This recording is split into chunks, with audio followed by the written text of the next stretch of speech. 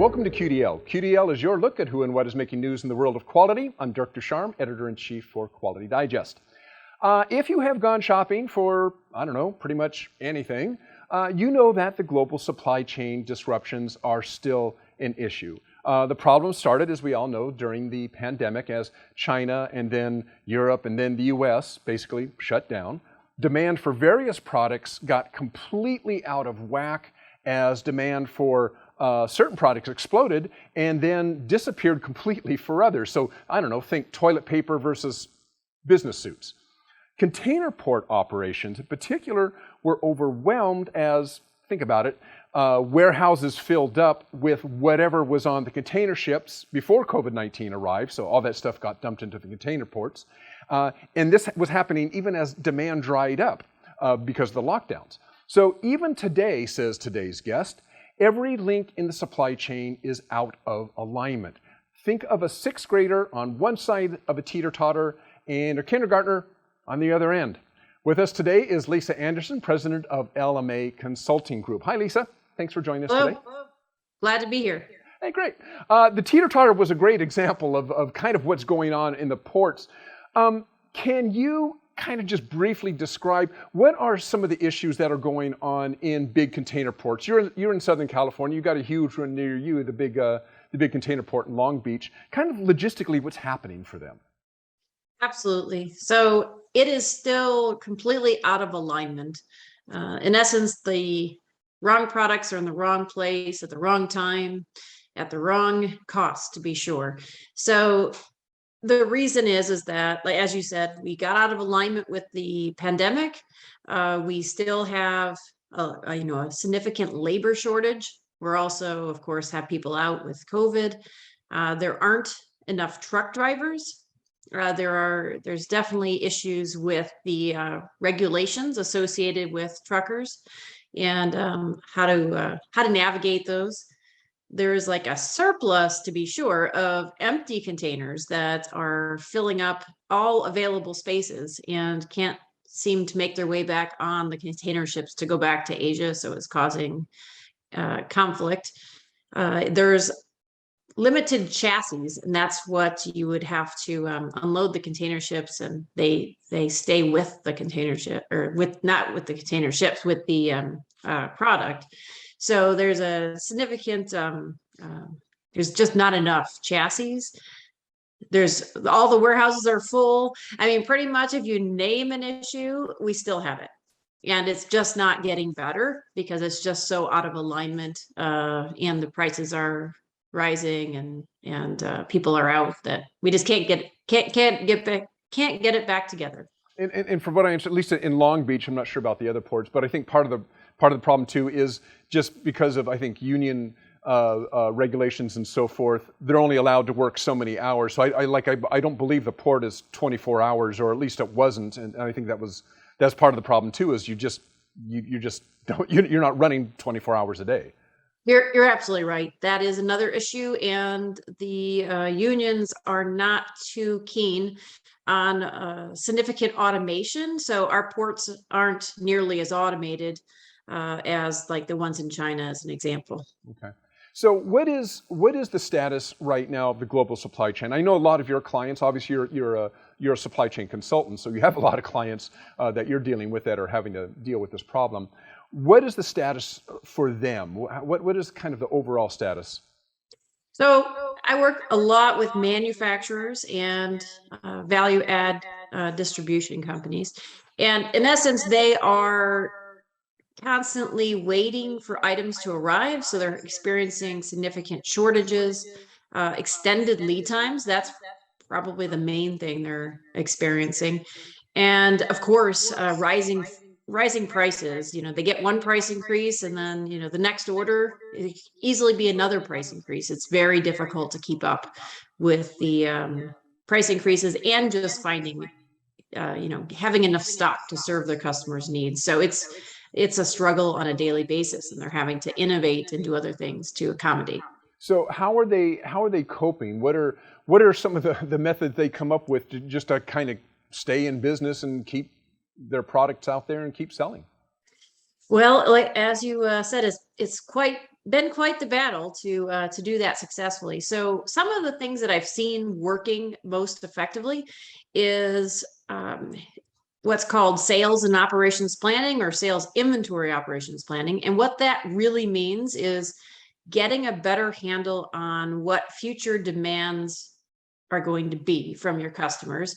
So talking to customers, there's all sorts of strategies to get a better handle on that, because that's wild today. So it's important to get a better handle on demand, and then thinking through all the different ways they could supply that demand. So how many people will they need of what types of skills? So let's prioritize which customers will serve, what types of, once you know how many people you need and the skills, the long lead time materials, if you can insource versus outsource. Once you know what's going to be needed to fulfill your customer demand, or at least directionally, then you can make some good decisions. And I'm seeing that the most successful clients are doing that.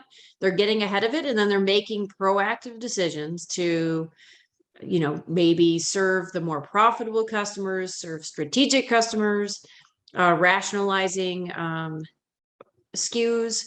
They're taking different actions, and they are definitely keeping a strong handle on their planning process to keep all of that working. So that's one thing. Do you see many of them changing vendors to maybe domestic vendors as opposed to overseas vendors? And if they are, does that really make any difference in the global supply chain? Well, I am absolutely seeing that happen. To your insinuation there, it's not easy if they didn't have some of these backup sources of supply in place already. So if some of the clients that had backup sources of supply, and they were using those backup sources of supplies, maybe for 10% of their items, 20% of their volume, then they are able to convert more to a domestic source, and they are certainly getting that, they're beating out their competition. But if they didn't have that backup source of supply, they're absolutely looking at changing suppliers. They're looking at reshoring and nearshoring. However, that's not, they're starting it now, but it doesn't happen with a snap of your fingers. Who's been impacted the most by this? Would you say small business owners? I'm thinking, mom and pop shops essentially, or the larger companies. I'm sure you have both as your clientele, or is it basically across the board? Everybody's kind of impacted to, the degree of the size of their company. Well, so as a general rule, everyone has been impacted in one way or another. However, they are handling it differently. So, as a general rule, smaller companies are more able to innovate and come up with new and creative solutions and make those happen faster. And the companies that can do that are, changing, they're modifying their materials, they're modifying their designs to accommodate what materials or components they can bring in. They are doing all sorts of things to get in front of it. And that's, like I said, as a general rule, smaller companies are nimbler. With that said, they also don't have as much cash, generally speaking. And so if they don't have the cash and the capital, it's difficult, because they also need to bring in resources and do things to accommodate. So they have one positive thing and one negative thing.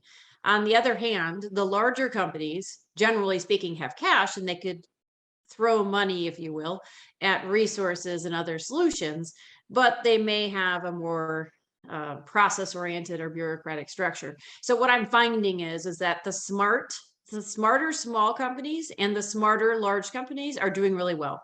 The ones that are, so-so in either category are struggling, and then the ones that were left behind, the rest are pretty much folding up, are on their way out. Well, as I just mentioned, you obviously work with small companies and really large, multi-million-dollar companies. What are your suggestions? Like if you're going to be, and you're addressing some of those people now through this broadcast, what are your suggestions for the future? Something like this is going to happen again. This isn't a one-off. It's going to happen again for some other catastrophe. What is the best way for both large and small companies to prepare for this type of disruption in the future? Well, so one is to do an assessment on their supply chain network and prepare it to not only meet their future customer demand, but also to be more agile and to enable changing conditions easily. And so that means that you may have to reshore somewhat, reshore, nearshore, in-source, outsource. There's actually all sorts of different things they could be doing, in addition to applying technology like 3D printing, testing out, automating, so that they aren't impacted as much from the labor differences between, let's say, the U.S. and China. So they're reevaluating their supply chain for one. To back that up, they're also looking at customer profitability, product profitability. So what products are they going to sell going forward? Which customers are they going to serve going forward? And it's not just all based on profitability, but it's related back to their strategy and where they want to go in the future, so they can set up their supply chain to be successful. And of course, they're implementing programs like SIOP, and they're better utilizing technology many times that's already existing. So like utilizing their ERP systems, utilizing, there's also a business intelligence, re-looking at data. So there's some blocking and tackling types of processes that are really going to help them set up for the future. And then there's some advanced programs that you should be looking at as well. I mean, so for years and years and years, just in time was kind of the mantra for pretty much any manufacturer. So they carried very little stock, very little feeder stock for whatever it is they made. But I think because of the pandemic, and before that the Suez Canal, and before that Fukushima, and so on, are your clients moving away from not having buffer stock? I mean, are we kind of going back into, for no other reason than just protection, are companies going back and having buffer stock so that they can at least survive for a little while when there are supply chain issues? Well, absolutely. And across the board, I see companies moving to more of just in case kind of stock instead of just in time, because they're concerned based on what happened. With that said, I don't know that it's always the right thing to do. What they should really be doing, and this is one of the other strategies that relates to planning and sales and operations planning, is to look at, where should I keep strategic stock, or in what items? Because you don't want to do it across the board. That would be cost prohibitive, many issues with that. So which types of items should I be holding strategic stock in? And maybe not stock, but what should I hold strategic capacity for? So I had a client that had excess people. I know it sounds insane today, but they had a few excess people in a key area, and they were able to produce rapidly when demand showed up, and they could produce, many different items. They had some common materials. So you could have excess capacity, or you could have excess stock, but in the strategic or key customers. You also can be looking at technology, like I mentioned, 3D printing and additive manufacturing. Those are other ideas where you can produce on the fly. So there's multiple pieces they can be looking at in addition to just in case. Lisa Anderson, president of LMA Consulting Group, thanks for joining us today. Appreciate it. Very good. I enjoyed it as well. Thank you. And thanks to all of you for joining us as well. As usual, if you have a topic or an idea you would like us to cover on the show, or somebody you would like us to invite on, let us know. Just email us at qdl@qualitydigest.com. I'll do my best. That is it for today. See you next week on QDL. So long.